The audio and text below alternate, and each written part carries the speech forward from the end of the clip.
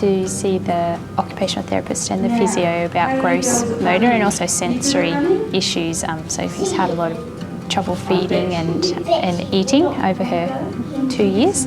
This service is here to help parents and families understand their child's development, and our role as professionals is to help them in that process so that they come to an understanding about their child that enables them to advocate for their child and maximise their child's developmental potential.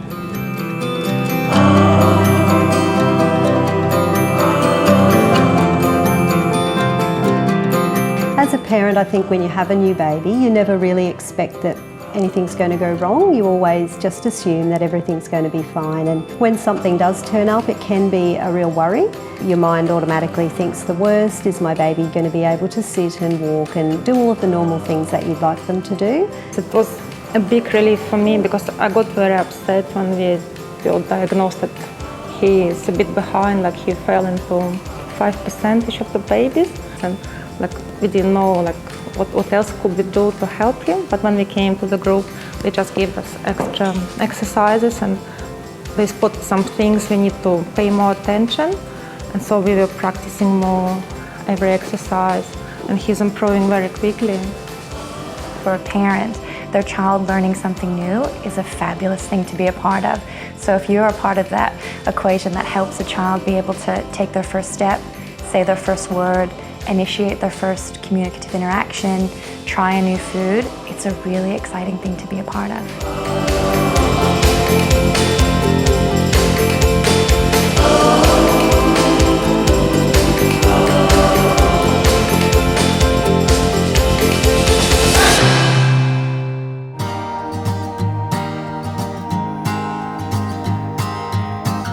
So it was in the middle of a surgical facility. Quite often there were people being wheeled up and down the corridors near them. It was very noisy. There'd be hospital beds, adults with serious medical conditions, and that can always look very confronting to young children.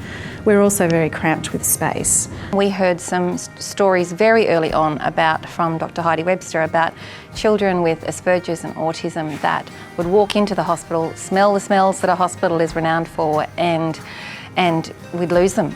There was no discussion about any further assessment or treatment because they just didn't want to be there.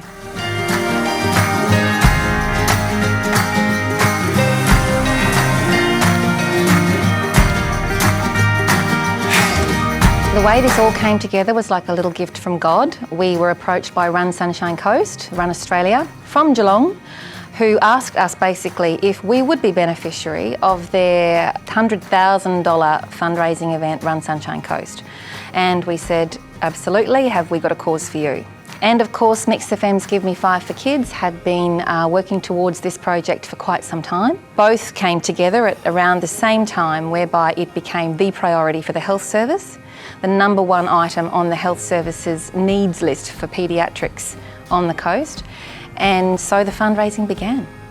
It really makes your heart swell, and we think, gosh, this is for us and this is for the children that we love dearly and want to support. So yeah, it's a humbling experience. It's very powerful, the strength of the community, and we're so grateful and thankful to the Sunshine Coast. We wouldn't be here without them. We'd still be at Nambour Hospital, I'm very much sure of that.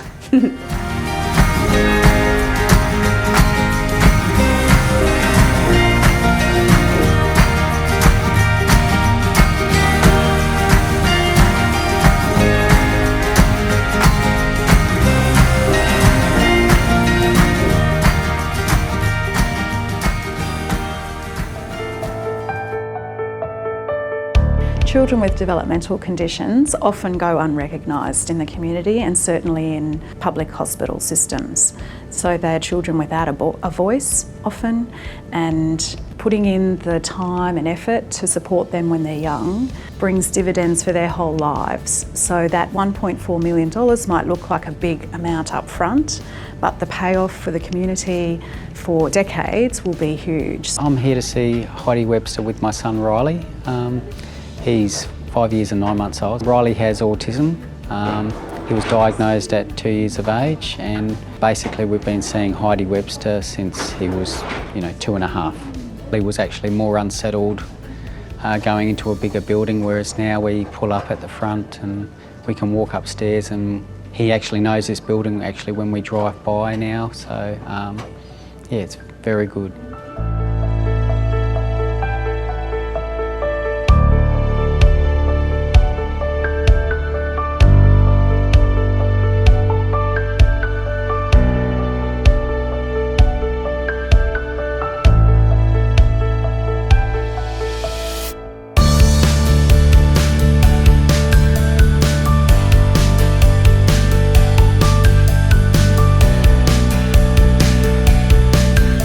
Our commitment to the health service and to the child development service is that Wishlist will fund the rental of space for 3 years here at 60 Wisers Road. We will also fund extra salaries for staff. So 1.8 full-time equivalent staff is being funded by donations, completely and totally. So that has grown the team to the point where they're now treating children of school age. These children are our future, and we really want to empower those families and give the children the best potential so that they can go on and achieve everything that they want to in life. It's wonderful to work in a place where you have such talented peers to help support the development of these children who just need that little bit of extra help and support. And one of the nicest things is that you can see that change happening over time, and it's about providing parents with the education and strategies to make small changes that have a really big impact in their child's life. They're an amazing bunch, and I'm so very proud. It wouldn't be possible for local families to receive this service had it not been for Mix FM's Give Me 5 for Kids, Run Sunshine Coast, and everyone who's ever been part of that.